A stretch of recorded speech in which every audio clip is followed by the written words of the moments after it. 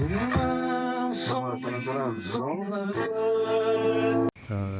Masuk ke dalam tema malam hari ini, terkait judul menghidupkan hidup kere. Sebenarnya ini ceritanya cukup panjang dari kenapa sampai ketemu judul ini. Awal mulanya kan memang diskusi internal kami sudah men-setting sekitar 12 judul untuk setiap bulan. Nah kemudian ada perjalanannya di bulan kemarin sebelum Januari, Desember, atau obrolan-obrolan tentang potensi-potensi kenaikan pajak. Akhirnya emang betul sekali ketika tahun baru kemarin dirilis ya kenaikan pajak, dan kemudian akhirnya dibatalkan kembali.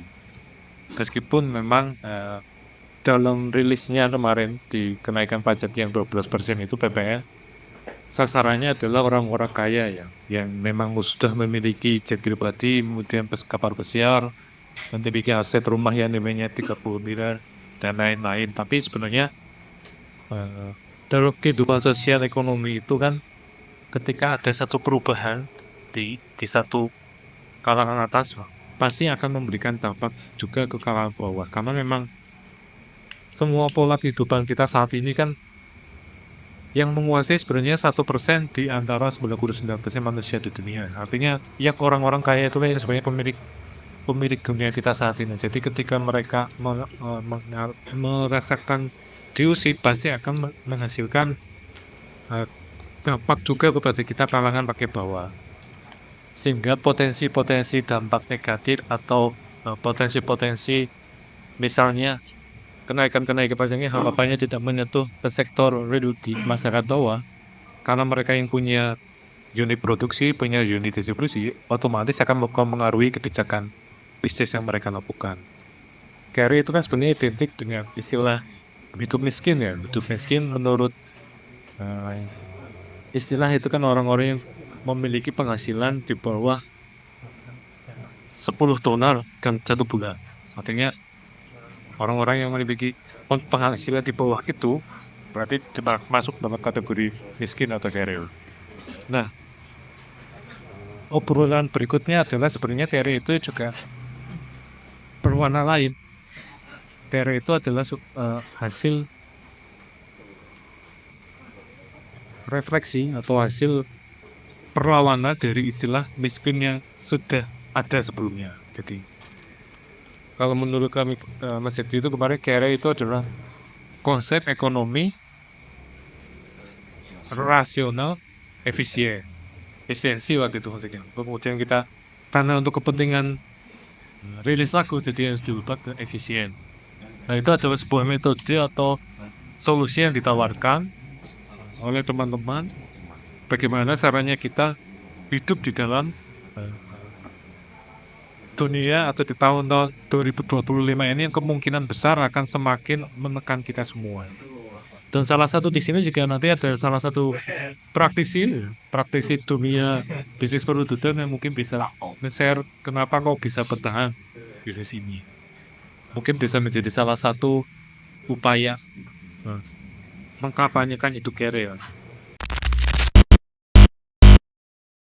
Konsep itu kan sebenarnya kan dari berawal itu ketika isu pertama kali muncul yang PPN 12% itu untuk barang mewah.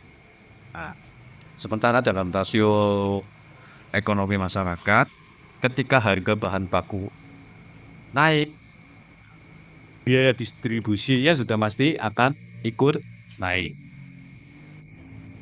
Terus ongkos produksi juga bertambah. Harga barang jadi meningkat. Ya. Nah, kenaikan harga barang yang nggak diikuti dengan pendapatan yang signifikan, gitu kan, itu juga akan menurunkan daya beli dan pertumbuhan ekonomi secara global. Itu ada sebuah buku yang saya kutip dari Ceteris Paribus. Konsep ekonominya dari situ apa? Imbas yang paling terlihat itu dengan menurunnya permintaan akan barang mewah yang dikarenakan kenaikan pajak itu menurunnya jumlah produksi karena menurunnya permintaan. Nah, dari menurunnya permintaan ini terus ada PHK, terus ada menurun pembelian bahan baku, Terus KM pasti bukut. Terus pasti. Jika jadi imbasnya sangat tinggi banget. Dan pada akhirnya secara globalnya kita akan lebih memilih di rumah daripada nongkrong di kafe atau hangout mengeluarkan uang-uang yang gak perlu gitu kan. Dan itu artinya kita semua sedang menerapkan konsep ini tadi gitu. Konsep ekonomi rasional efisiensi atau yang mau dipopulerkan dengan istilah kere itu. Tapi wong kita nggak tahu matematika pemerintah atau matematika dari buku itu kan. Yang kita ini kan matematika dari Gusti Allah itu. Ya kan? Akan si Jawa Tejo bilang di dalam Jawa bukan kere, bukan sugi, tapi nek pas butuh ada. Kita mau dibawa kemana sebenarnya ini? Loh, sampai ketika saya mau tidur aja bilang ini sebenarnya Indonesia terus apa ora jane. Kan gue ya, kebiasaan kita terus apa ora jane. Gitu kan. Sementara kekayaan dengan SDA sumber daya kekayaan alam yang berlimpah, kita cuma dapat apanya, peruntukannya be ora, pendidikannya ora, duitnya ora, tapi ya baik diskusi-diskusian. Nah itu saktinya orang Indonesia, itu sakti banget loh. Jadi berbanggalah kita jadi orang Indonesia. Gitu jadi harus diikuti pemerintahan yang keputar apa? Assalamualaikum warahmatullahi wabarakatuh.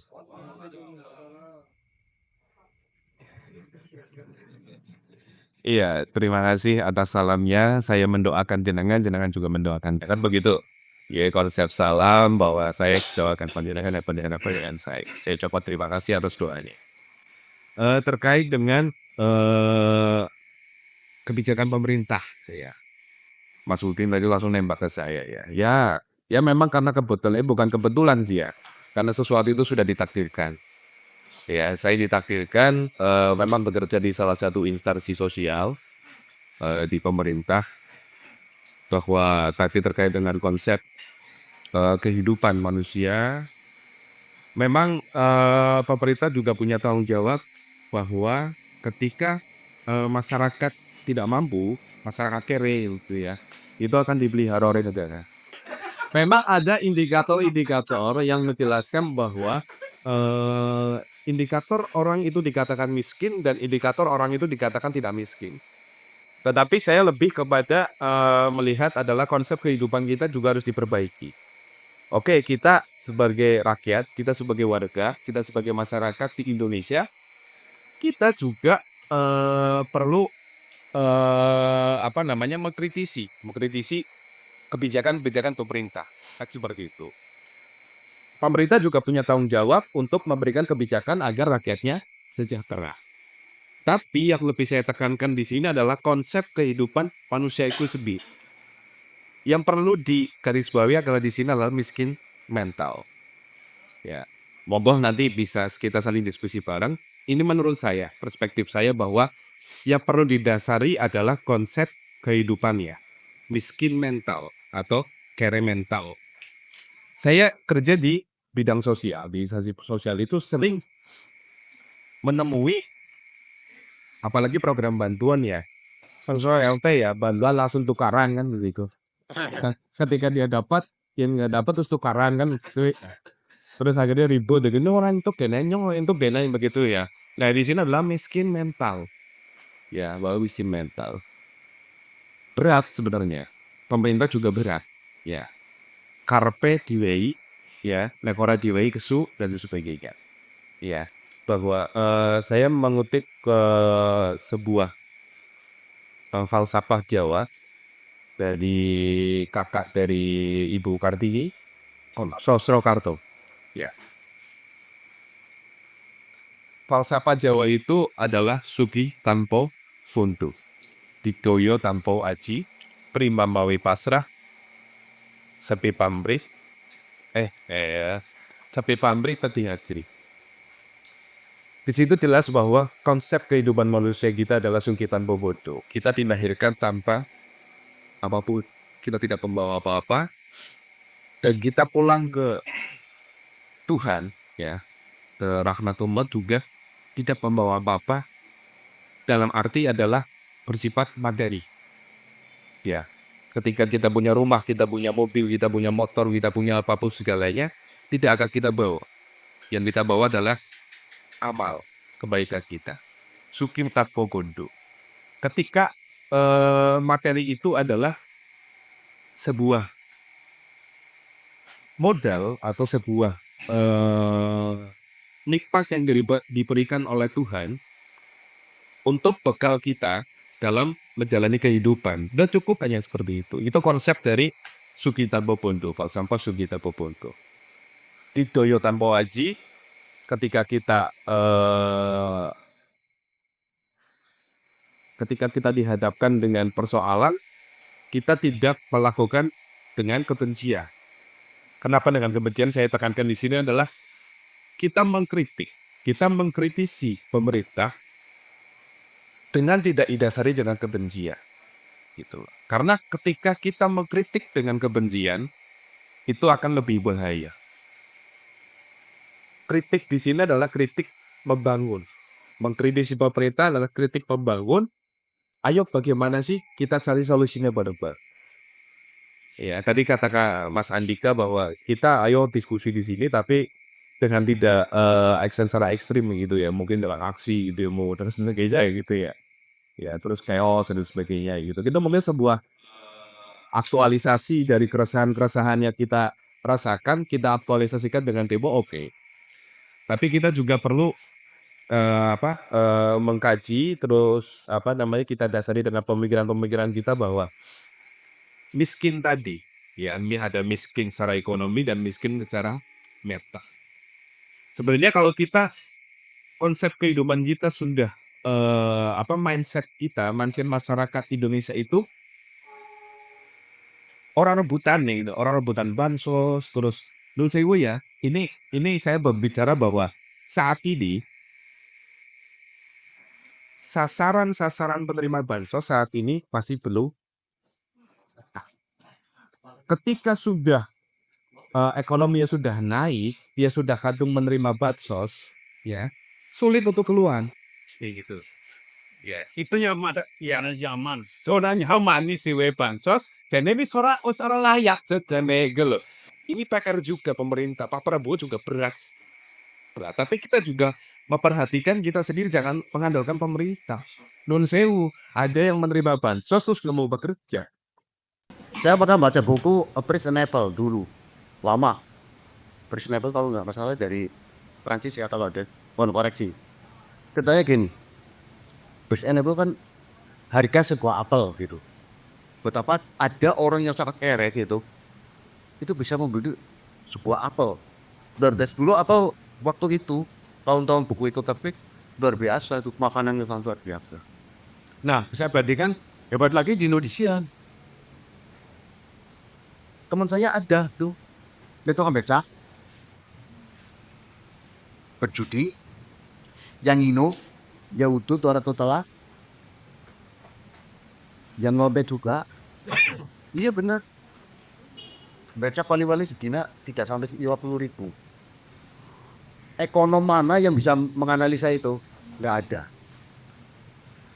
Nggak ada mas. Ekonom mana yang bisa membuka, menjelaskan bagaimana orang kok bisa kudu terus padahal kayak kontang kandung. Nah, seperti itu. Ilmu ekonomi juga banyak hal yang tidak bisa dijelaskan secara ekonomi itu loh. Apple itu gak bisa dijelaskan kecuali dengan konsep-konsep tidak dia ya. Nah, orang jual Lombok pak, harga Lombok ada yang tahu sekarang berapa? 100 berapa? Harga Lombok tertinggi itu zaman Presiden Gus Dur, 200.000 di kilo. Semen dari 25 menjadi 50. Saya masih ingat, gak masalah hal yang menyangkut PRI saya masih ingat. Ada saya pelaku. Jadi gitu tentang bansos tadi itu juga kalau ada faedahnya saya pikir banyak faedahnya menolong, tapi tidak bukan mudarat tapi ya kurang berfaedah juga.